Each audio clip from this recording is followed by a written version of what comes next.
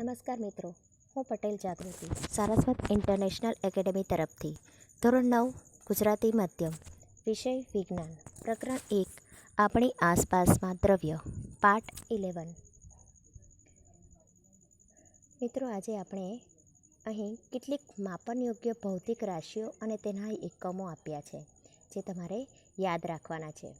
અહીં કેટલીક ભૌતિક રાશિઓ આપી છે કે તાપમાન, લંબાઈ, દળ, બળ, કદ, ઘનતા અને દબાણ, જેના એકમ અલગ અલગ આપે છે. સૌથી પહેલાં આપણે જોઈશું કે તાપમાન. તો તાપમાનની એકમ શું છે?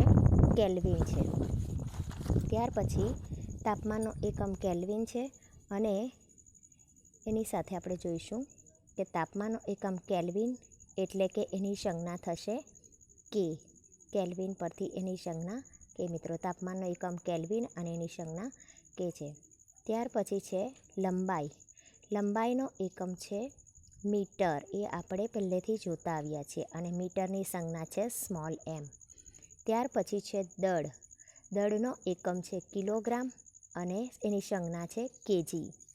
ત્યાર પછી છે બળ અને બળનો એકમ છે ન્યૂટન અને ન્યૂટનની સંજ્ઞા છે કેપિટલ એન.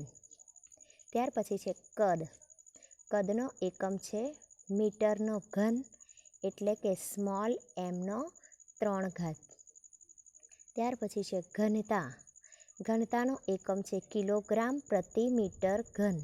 બરાબર, કિલોગ્રામના છેદમાં મીટરના ઘન કહેવાય. તો તેની સંજ્ઞા છે કિલોગ્રામ પ્રતિ મીટર -3 પણ લખી શકો અથવા તો કિલોગ્રામના છેદમાં સ્મોલ એમની 3 ઘાત પણ લખી શકાય છે. ત્યાર પછી છે દબાણ લાસ્ટમાં, અને દબાણનો એકમ છે પાસ્કલ અને એની સંજ્ઞા આવશે PA, કેપિટલ P અને સ્મોલ a આવશે. મિત્રો, તો આ એકમો અને સંજ્ઞા તમારે યાદ રાખવાના છે કે ભૌતિક રાશિના એકમ અને સંજ્ઞા તમારે યાદ રાખવાના છે. મિત્રો, એમાંથી કેટલાક એકમ તો તમે પહેલેથી ભણતા આવ્યા જ છો, અમુક નવા છે એ તમારે યાદ રાખવાના છે. ત્યાર પછી આપણે જોઈશું સ્વાધ્યાય. નીચે દર્શાવેલ તાપમાનોને ડિગ્રી સેલ્સિયસ માપક્રમમાં ફેરવો. એટલે કે કેલ્વિનમાં આપ્યું છે. સૌથી પહેલો પ્રશ્ન મિત્રો આપણે જોઈશું કે કેલ્વિનમાં આપ્યું છે તેમાંથી આપણે ડિગ્રી સેલ્સિયસમાં ફેરવવાનું છે. આપણને ખબર છે કે કેલ્વિનમાંથી સેલ્સિયસમાં ફેરવવું હોય તો 273 બાદ કરવાના. આપેલ તાપમાનમાંથી 273 આપણે બાદ કરવાના. તો સૌથી પહેલું છે 293 એટલે કે 293 છે. એમાંથી આપણે 293માંથી આપણે કેટલા બાદ કરશું? મિત્રો, તમે કરી શકો છો જાતે, પણ આ 273 આપણે બાદ કરશું તો જવાબ આવશે 27 ડિગ્રી સેલ્સિયસ. બરાબર, ખ્યાલ આવશે? 27 ડિગ્રી સેલ્સિયસ આવશે. ત્યાર પછી બીજું છે 470 કેલ્વિન તાપમાન. મિત્રો, 470 એટલે કે 470 -273. બરાબર, 273 કરશું એટલે આપણો જવાબ આવશે 300 ડિગ્રી સેલ્સિયસ. બરાબર. ત્યાર પછી છે નીચે દર્શાવેલ તાપમાનોને કેલ્વિન માપક્રમમાં ફેરવો. એટલે કે અંશ સેલ્સિયસ આપ્યા છે તેમાંથી આપણે ફેરવવાના છે કેલ્વિનમાં ફેરવવાના છે. તો આપણને ખબર છે કે અંશ સેલ્સિયસમાંથી કેલ્વિનમાં ફેરવવા માટે આપણે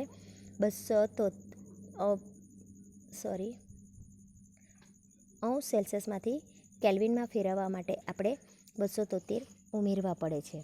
બરાબર, તો 25 ડિગ્રી સેલ્સિયસ આપણને આપ્યું છે, તેમાં આપણે 273 ઉમેરીશું તો આપણો જવાબ આવશે 25 ડિગ્રી સેલ્સિયસ.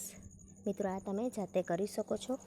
25 ડિગ્રી સેલ્સિયસ વત્તા 273 કેલ્વિન એટલે તમારો. મિત્રો, આટલું તમે કરી શકો છો જાતે, પણ એકદમ સામાન્ય જવાબ આવશે. બરાબર, અને તેવી જ રીતે 373 ડિગ્રી સેલ્સિયસ આપ્યું છે. હવે ડિગ્રી સેલ્સિયસને કેલ્વિનમાં ફેરવવાનું એટલે આપણે એમાં 373 વત્તા 273 કરીશું એટલે તમારો જવાબ આવી જશે. મિત્રો, સામાન્ય સરવાળો છે તો તમે કરી શકો છો. બરાબર. ત્યાર પછી છે નીચે દર્શાવેલા અવલોકનો માટેના કારણો જણાવો. તો આપણે જોઈશું સૌથી પહેલું છે કે નેપ્થેલિનની ગોળી એટલે કે ડામરની ગોળી બધાએ જોઈ જ છે. મિત્રો, આપણી ઘરે આપણે વાપરીએ છીએ ડામરની ગોળી.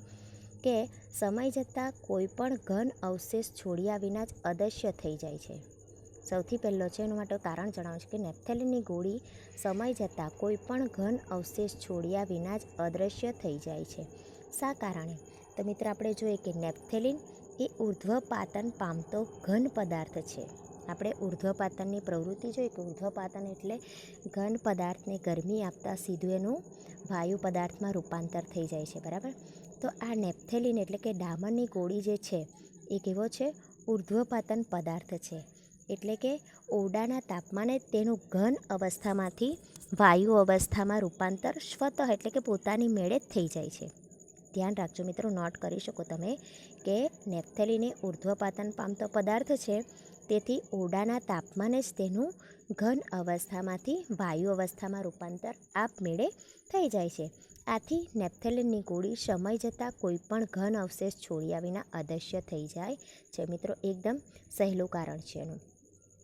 ત્યાર પછી બીજું જોઈએ કે આપણે અત્તરની સુગંધ, ખ્યાલ આવશે મિત્રો કે આપણે અત્તરની સુગંધ ઘણા લાંબા અંતર સુધી આવે છે. અત્તરની સુગંધ ઘણા લાંબા અંતર સુધી આવે છે. શા કારણે? તો અહીં મિત્રો તમે નોટ કરી શકો કે અત્તર એ બાષ્પશીલ પ્રવાહી છે. કેવું છે? બાષ્પશીલ પ્રવાહી છે. આથી તેનું ઓરડાના તાપમાને વાયુ અવસ્થામાં રૂપાંતર થઈ શકે છે. અહીં આપ નોટ કરી શકો મિત્રો તમે કે અત્તર એ કેવું પ્રવાહી છે? બાષ્પશીલ પ્રવાહી છે. આથી તેનું ઓરડાના તાપમાને વાયુ અવસ્થામાં રૂપાંતર થાય છે. અને આ વાયુના ઘટક કણો હવામાં ખૂબ જ ઝડપથી ફેલાય છે. અને વાયુના અણુઓની ગતિજ ઉર્જા વધારે હોવાથી તે લાંબા અંતર સુધી ફેલાઈ શકે છે. અને તેથી આપણે અત્તરની સુગંધ ઘણા લાંબા અંતર સુધી આવે છે. ખ્યાલ આવશે મિત્રો? સૌથી એક ટૉપિક આવશે કે અત્તર એ કેવો પ્રવાહી છે? બાષ્પશીલ પ્રવાહી છે. અને ઓરડાના તાપમાને તેનું વાયુમાં રૂપાંતર થઈ જાય છે. અને વાયુના ઘટક કણો હવામાં ઝડપથી ફેલાય છે. અને વાયુના અણુની ગતિ ઉર્જા વધારે હોવાથી તે લાંબા સમય સુધી ફેલાઈ શકે. તેથી આપણને અત્તરની સુગંધ લાંબા અંતર સુધી આવે છે. ત્યાર પછી મિત્રો આગળનો પ્રશ્ન છે કે નીચે દર્શાવેલા પદાર્થોને તેમના કણો વચ્ચે વધતા જતા આકર્ષણ બળ અનુસાર યોગ્ય ક્રમમાં ગોઠવો. એટલે કે નીચે જે ઉદાહરણ આપ્યા છે તેમાં કણો વચ્ચે આકર્ષણ બળ કેવું છે તેના વધતા જતા ક્રમમાં, એટલે કે સૌથી પહેલાં ઓછું આવશે, ત્યાર પછી વધારે, ત્યાર પછી વધારે, આ રીતે આપણે ગોઠવીશું. ખ્યાલ આવશે? વધતો ક્રમ બતાવવાનો છે. આપણને ખબર છે કે વધતો ક્રમ એટલે પહેલાં સૌથી ઓછો ક્રમનો આવે, ત્યાર પછી વધે, એના કરતાં વધારે, એ રીતે ગોઠવાય. તો મિત્રો અહીં કેટલાક ઉદાહરણ આપ્યા છે કે પાણી, ખાંડ અને ઓક્સિજન. તો આપણે જોઈએ કે પાણી એ કેવું છે? પ્રવાહી છે. ખાંડ એ કેવો પદાર્થ છે? કે ઘન પદાર્થ. અને ઓક્સિજન એટલે કે વાયુ પદાર્થ છે. તો મિત્રો આપણે આગલા પાઠમાં જોયું હતું કે ઘન, પ્રવાહી અને વાયુમાં ઘટક કણોની સ્થિતિ વિશે આપણે ભણી ગયા છે. તો આપણે તેમાં જોયું કે ઘન અવસ્થામાં ઘટક કણો એકદમ પરસ્પર સંકળાયેલા, એટલે કે આકર્ષણ બળ સૌથી વધારે હોય છે. પ્રવાહી પદાર્થોમાં ઘનની સરખામણીમાં આકર્ષણ થોડું ઓછું હોય છે. જ્યારે વાયુ અવસ્થામાં કણો કેવા આપણે જોયા હતા? એકદમ અવ્યવસ્થિત હોય છે. એટલે કે આકર્ષણ બળ ખૂબ જ ઓછું હોય છે. તો તેના આધારે આપણે આમાં કહી શકીએ કે વાયુ અવસ્થામાં સૌથી ઓછું હોય, ઘનમાં સૌથી વધારે હોય. તો મિત્રો અહીં વાયુ અવસ્થામાં કોણ છે સૌથી પહેલાં આવશે? સૌથી ઓછું આપણે લેવાનું છે ને, કારણ કે આપણે વધતો ક્રમ બતાવવાનો છે. તો ઓક્સિજન સૌથી પહેલાં આવશે.